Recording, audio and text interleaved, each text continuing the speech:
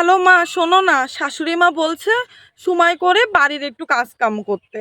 হ্যাঁ, তা সমস্যা কি? একটু সময় করে তো শাশুড়ির হাতে হাতে একটু কাজ করে দিলি, তাতে আর কি হলো?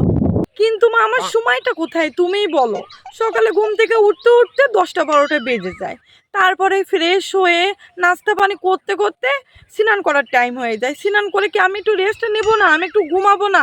ঘুম ঘুম পরে ঘুম থেকে উঠে দেখি ওমা সন্ধ্যা হয়ে গেছে।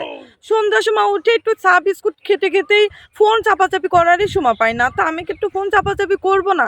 ফোন চাপাচাপি করে দেখি রাত্রে খাবার টাইম হয়ে গেছে। রাত্রে খেয়ে ঘুমাই, তারপরের দিন আবার সকাল হয়ে গেছে। তুমি বলো এবার আমি কখন কাজ করব? তুমি একটু বলো।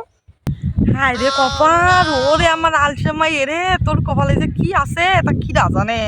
হ্যাঁ মা, বলো তো, আমার সময়টাই কোথায় যে আমি কাজ করবো? আমি তো সময় পাই না, একটু রেস্ট নেওয়ার পর্যন্ত সময় পাই না।